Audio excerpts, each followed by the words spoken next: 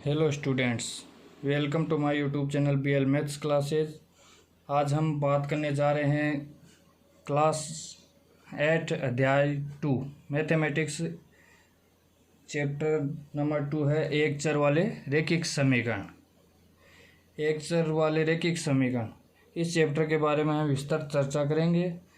तो आप अगर हमारे YouTube चैनल को सब्सक्राइब नहीं किया है तो आप संपूर्ण कोर्स पढ़ना चाहते हैं तो आप हमारे YouTube चैनल को ज़रूर सब्सक्राइब करें। अब हम बात करते हैं एक चर वाले रैखिक समीकरण। इसमें कौन कौन से पॉइंट हम पढ़ेंगे, इसमें हम सबसे पहले हम थोड़ा बेसिक जानकारी प्राप्त करेंगे, वो है बीजीय व्यंजक। बीजीय व्यंजक, इसके बाद बहुपद को देखेंगे, फिर समीकरण किसे कहते हैं, समीकरण क्या होता है, इसके बारे में हम थोड़ा चर्चा करेंगे, फिर समीकरण का हल करना, और फिर हम इसके एक्सरसाइज हल करेंगे। तो हम देखते हैं कि बीजीय व्यंजक क्या होता है, बीजीय व्यंजक किसे कहते हैं, और बीजीय व्यंजकों से समीकरण कैसे बनते हैं। तो हम बीजीय व्यंजकों के बारे में चर्चा करेंगे। तो चलो देखते हैं बीजीय व्यंजक क्या होते हैं। बीजीय व्यंजक चर तथा अचरों से मिलकर बनने वाले व्यंजक को बीजीय व्यंजक कहते हैं। बीजीय व्यंजक हम एक एग्जाम्पल के द्वारा देखेंगे। बीजीय व्यंजक को मान लो 2x + 3। 2x + 3 में हम देखेंगे ये बीजीय व्यंजक है। इसमें हम देखते हैं कि चर क्या है, अचर क्या है, इसके बारे में हम थोड़ी चर्चा करेंगे, वेरिएबल और कांस्टेंट। तो हम देखते हैं कि जो ये x है ये चर है, क्या है, चर। और ये 2 जो x के साथ में है उसको बोलते हैं x का गुणांक। क्या बोलते हैं? x का गुणांक, कोफिशिएंट ऑफ x। यह है चर, और इसको बोलते हैं जो 3+ में है इसको बोलते हैं कांस्टेंट, अचर। अब देखते हैं कि चर और अचर कौन कौन सी होते हैं, क्या होते हैं। तो चर वो होते हैं जिसके मान परिवर्तित होते रहते हैं, इसका कोई फिक्स मान नहीं होता, मान हमेशा बदलते रहते हैं, हर समीकरण के अनुसार, हर बीजीय व्यंजक के अकॉर्डिंग चेंज होते रहते हैं। जैसे x का मान हम देखते हैं 2 रख सकते हैं, 3 रख सकते हैं, 4 रख सकते हैं, कुछ भी रख सकते हैं x का मान। इसमें x का मान कोई फिक्स नहीं है, हमेशा परिवर्तित होता रहता है, तो हम इसको क्या बोलते हैं? चर। अब हम बात करते हैं अचर। अचर का मान हमेशा फिक्स होता है। अचर वो सभी संख्या अचर ही होती है, तो अचर का मान फिक्स होता है, न चेंज होता है न परिवर्तित होता है। तो हम देखते हैं, इससे हमें पता चलता है कि x, y, z, a, b, c, d जो भी कुछ भी है वो तो चर में होते हैं, और जिसका मान बदलता नहीं है, फिक्स रहता है, वो क्या कहते हैं? अचर। अचर का मतलब होता है फिक्स, इसका मान परिवर्तित नहीं होता, और चर का मतलब इसका मान परिवर्तित होता रहता है। जो इसमें चर होते हैं को ये चर हमेशा इसके मान, चर का मान चेंज होता रहता है।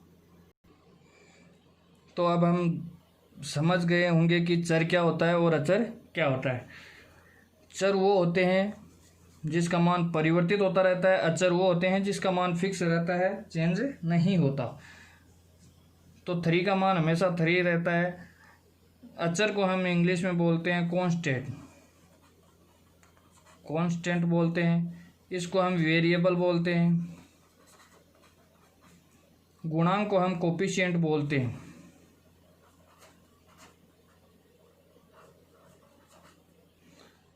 गुणांक को हम क्या बोलते हैं? कोफिशिएंट। ये होता है बीजीय व्यंजक। जो चर तथा अचरों से मिलकर बनते हैं उसे क्या कहते हैं? बीजीय व्यंजक। अब हम बात करेंगे बहुपद, पॉलिनोमियल्स की बात करेंगे, बहुपद की बात करेंगे। बहुपद किसे कहते हैं? तो बहुपद के बारे में हम अब चर्चा करेंगे। तो बहुपद किसे कहते हैं? तो बीजीय व्यंजकों से ही बहुपद बनता है। एक या एक से अधिक पदों वाला व्यंजक, जिसके गुणांक क्या हो, शून्येतर हो। मतलब जिसके गुणांक, x का गुणांक शून्येतर का मतलब होता है शून्य के अलावा कोई भी नंबर्स, कोई भी संख्या होनी चाहिए, लेकिन शून्य नहीं होना चाहिए इसका गुणांक। शून्य होने का मतलब क्या है, x यहाँ पे है ही नहीं। किसी भी संख्या को शून्य से गुणा करने पे वो शून्य ही होता है, इसलिए उसका जो अचर पद है वो गायब, चर पद है वो गायब हो जाता है। तो मान लो 5x + 4, इसमें 2 या 2 से अधिक पद है, तो इसमें ये तो है प्रथम पद, यह है द्वितीय पद। तो ये 2 या 2 से अधिक पदों वाले व्यंजक जिसके गुणांक शून्येतर हो, जिसके गुणांक शून्येतर हो तथा चरों की घात ऋणेतर हो। चर किसे बोलते हैं, जो x y z a b c d जो भी होते हैं जिसके मान परिवर्तित होते रहते हैं उसे चर बोलते हैं। इसकी चर की घात क्या होनी चाहिए, ऋणेतर। ऋणेतर का मतलब होता है नेगेटिव में घात नहीं होनी चाहिए। जैसे 5/x + 2, तो ये इसकी घात क्या हो गई, ऋणेतर, मतलब इसकी घात ऋणात्मक हो गई। ऋणात्मक घात नहीं होनी चाहिए। देखो ये ऊपर जाएगा x तो ये -1 आ जाएगा, इन्वर्स हो जाएगा +2, तो इसकी घात क्या हो गई, ऋणेतर, ऋणात्मक हो गई। तो ऋणेतर होनी नहीं चाहिए, उसे क्या कहते हैं, बहुपद कहते हैं। अब देखो दोबारा हम परिभाषा के बारे में चर्चा करते हैं। एक या अधिक पदों वाला व्यंजक जिसमें गुणांक शून्येतर हो तथा चर की घात ऋणेतर हो उसे क्या कहते हैं, बहुपद कहते हैं। चरों की घात क्या होनी चाहिए, ऋणेतर, उसे बहुपद कहते हैं। तो हम बहुपद को डिनोट करते हैं, मान लो px से डिनोट करते हैं, तो 5x + 4। बहुपद में हमेशा x की वैल्यू, x के अलग अलग मान हो सकते हैं। जैसे हम यहाँ x का मान p1 रख देंगे तो 5x की वैल्यू क्या है, यहाँ पे x 1 ली है तो हम इस प्रकार लिख देंगे, तो क्या आएगा 9। अगर p का मान 2 लेते हैं तो 5 × 2 + 4, तो क्या आएगा 14। इस प्रकार इसमें हमेशा मान अलग अलग होते हैं, एक वैल्यू नहीं होती x की, तो इसे बहुपद कहते हैं। अब हम बहुपद के बाद चर्चा करेंगे समीकरण क्या कहते हैं। हम हमारे चैप्टर पे आएंगे, समीकरण किसे कहते हैं, क्या होता है समीकरण, और एक चर वाले रेखिक समीकरणों के बारे में हम चर्चा करेंगे। तो हम पढ़ेंगे समीकरण।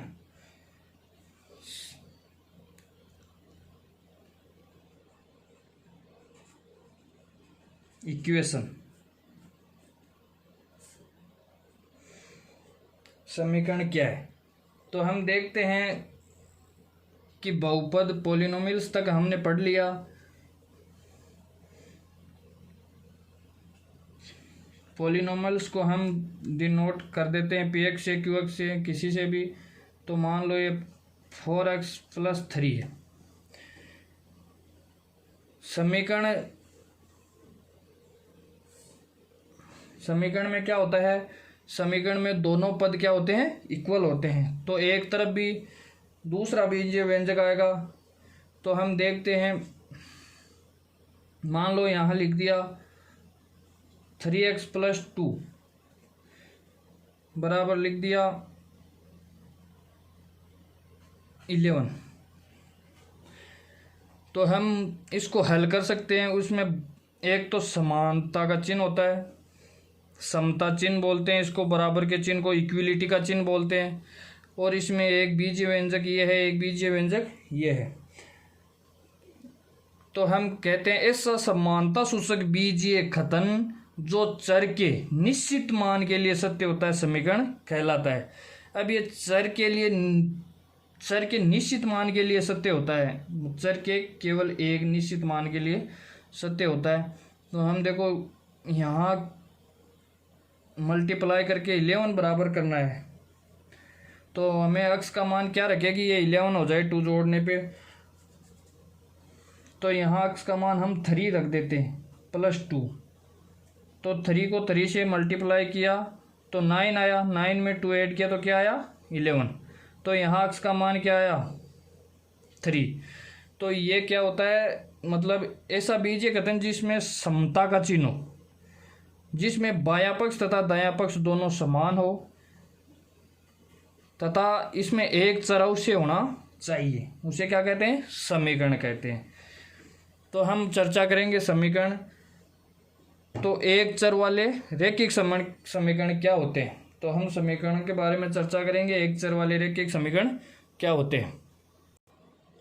इससे पहले आपको बता दिया कि समीकरण क्या होता है। समीकरण में एक समता का चिन्ह होता है, इक्विलिटी का चिन्ह होता है, बराबर का चिन्ह होता है, जिसके बायां पक्ष व दायां पक्ष दोनों क्या होते हैं, बराबर होते हैं।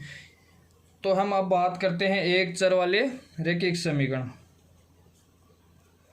एक चर वाले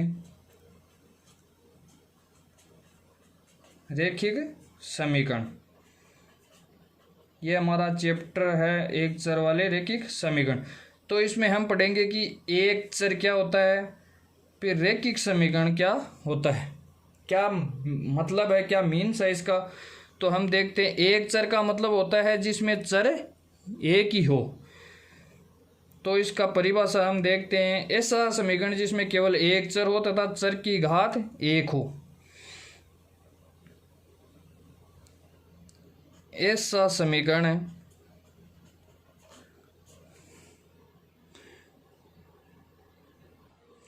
ऐसा समीकरण जिसमें केवल एक चर हो तथा चर की घात एक हो, उसे क्या कहते हैं, एक चर वाला रैखिक समीकरण। अब हम एग्जाम्पल के द्वारा इसको समझेंगे। एग्जाम्पल है कि 7x + 9, इसमें हम देखते हैं कि एक चर वाले रैखिक समीकरण है या नहीं। तो हम देखते हैं, एक चर वाला रैखिक समीकरण वो होता है जिसमें चर क्या होता है, एक ही होता है। जैसे x y z a b c d, इनका मान क्या होता है, एक ही बार आई है, तो उसे क्या कहते हैं, एक चर।